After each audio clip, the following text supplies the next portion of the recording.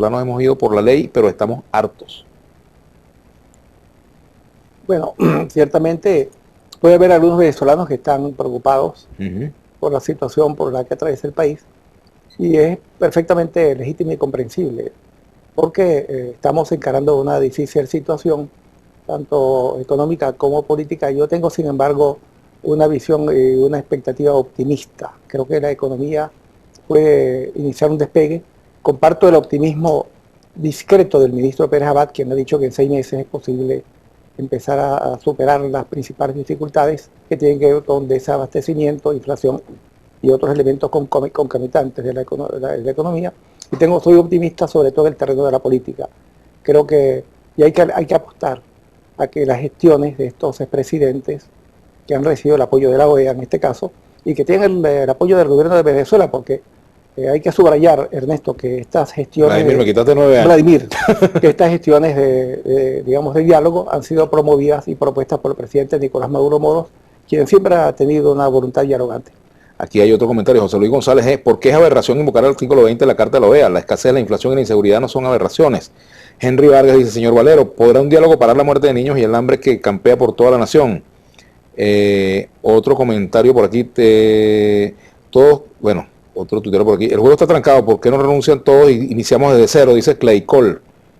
Y aquí dice un tuitero que se llama Todo contra Maduro, dice, te mando un plato de bendiciones con mucha paz, de beber agua bendita y de postre dulce de amor con chipita de cariño. Caramba, amén.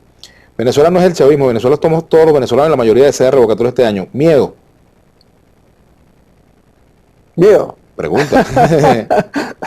Pregunta este tuitero, Alberto Viedo. Vladimir, creo que hay que explicar en forma brevísima que la invocación del artículo 20 constituye una aberración, porque este artículo fue establecido en la Carta de la Democracia Interamericana para responder ante situaciones en las cuales se había producido una ruptura del orden constitucional.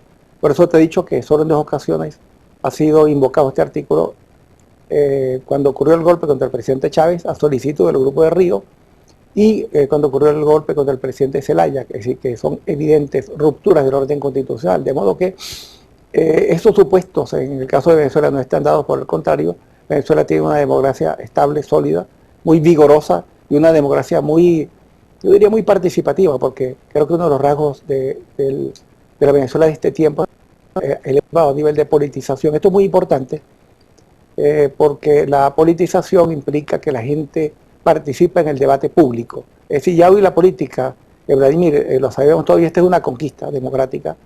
Hoy el debate político es un debate de multitudes, y la política es un asunto de multitudes, no como era en el pasado un oficio de élites. Ana 2403 aquí en Instagram, ¿con el cuál diálogo si nos estamos muriendo de hambre, no hay comida? Esa es una verdad absoluta, dicen por aquí.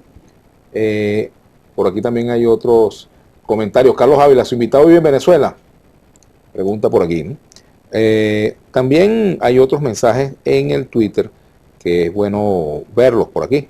Embajador Valero, ustedes interfieren en políticas de otros países y tildan a Almagro de agente de la CIA, dice Andrés Catalán. Y aquí dice Yelis Mendoza, mientras tu invitado defiende los intereses del gobierno, las calles protestan por falta de alimentos. Deberían de promover el revocatorio si es que no temen perder, demostrado que la mayoría deseamos que se vaya, dice Daniel por aquí. O sea, no son comentarios también que hay en el Twitter. Otros comentarios, ¿hasta cuándo van a seguir alegando agresiones del imperio? Pregúntale al señor Valero si hace colas para comprar productos básicos. Bueno, no vive en Venezuela, está en una responsabilidad fuera del país, ¿no? Otros comentarios aquí en el Twitter. Cualquier sentencia es nula cuando se compara con la expresión de un pueblo que sale a las calles para pedir comida y agua, dice Franco Carvajal. Otro comentario. Dice Luis Salazar, que de parte de Obama, señor Vladimir, dígale a Lup que el cheque de Almagro rebotó. Comentario que hay en el Twitter. Ahora, Jorge, tú querías decirme algo, me decías que tenías una novedad que agregar, ¿no? Bueno, sí, quería hacerte referencia, Vladimir, a un episodio importante que ocurrió en el golpe de Estado en contra del presidente Hugo Chávez. Te dije que la primera vez que se invocó la Carta Democrática Interamericana en la OEA, la carta que se aprobó en Lima, Perú, el 11 de septiembre del año 2001, y pocos meses después ocurrió el golpe contra Chávez. Como tú sabes, ese instrumento tiene una multitud de artículos, pero en los que se llamó entonces cláusula democrática, es fundamentalmente el artículo 17, que es aquel que le otorga facultades a un gobierno legítimo de solicitar los buenos oficios de la OEA. Es decir, un gobierno democrático que se siente amenazado puede solicitar motu propio el apoyo de la OEA para que active los buenos oficios y le ayude a consolidar, porque la Carta se hizo para defender los gobiernos democráticos, para consolidar y profundizar en las instituciones democráticas.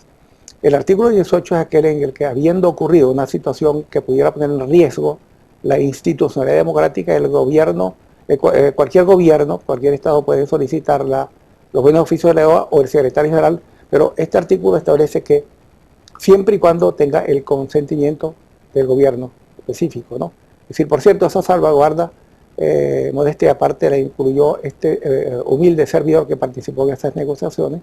Sí, ciertamente la OEA puede actuar sobre la base de que si hubiera el gobierno constatare o la propia OEA constatare que hubiera un riesgo para la institucionalidad democrática, puede activar los buenos oficios siempre y cuando tenga el aval. Este fue un agregado que le pusimos nosotros, el aval del gobierno concernido. El 20, en cambio, habla es cuando hay una ruptura del orden constitucional. Ahora, pero fíjese, por ejemplo, este comentario de Robert Rivero. La mayoría elegimos a la Asamblea para que legisle, pero el gobierno no los deja.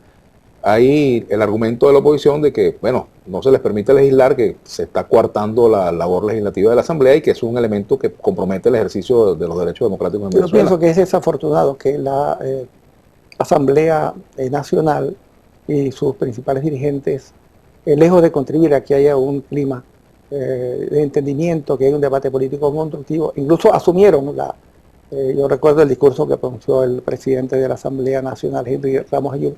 El primer discurso que dio fue para decir que iba a sacar a Maduro en 6 meses. Por cierto, fíjate, tú ha pasado tanto tiempo y eso no ha ocurrido. Él se ha frustrado el propósito de sacar a Maduro, incluso recurriendo a procedimientos, vamos a llamarlos non santos. Ahora, Jorge, en el diálogo hay concesiones. Cuando uno va a dialogar, a sentarse con el otro, sobre todo con el adversario, el rival o el enemigo, dependiendo de cómo lo califiques, bueno, si uno va a la mesa de diálogo o de negociación es para hacer concesiones.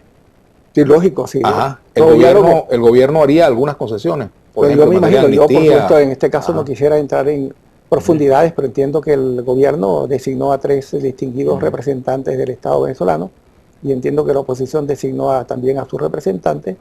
Yo supongo, esto pareciera como una obviedad, que si tú vas a establecer un diálogo, lo primero que hay que hacer es inventariar los elementos que son disidentes, los elementos que son contradictorios, que son controversiales.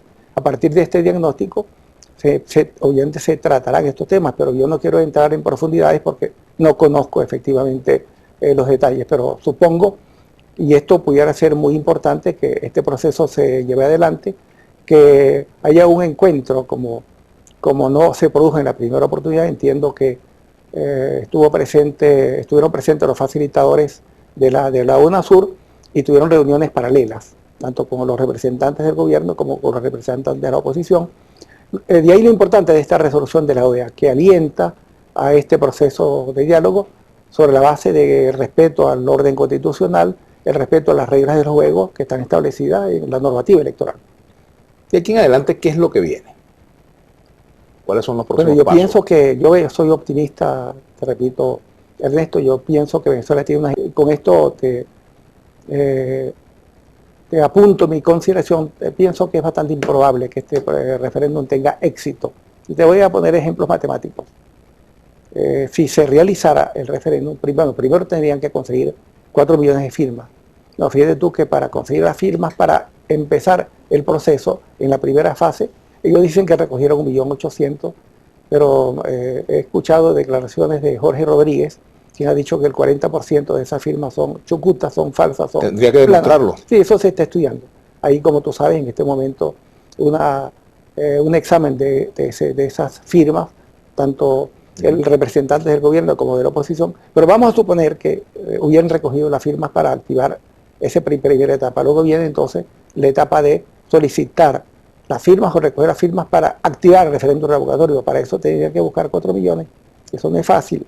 Si les costó conseguir estos millones, creo que 1.100.000, conseguir 4 millones no es fácil, pero además, suponiendo, yo creo que en el supuesto negado de que consiguieran esos 4 millones, luego el artículo 74 dice que para revocar el mandato del presidente se requiere que saque un voto más que la votación. Entonces tendría que sacar en ese referéndum 6.500.000 y tantos.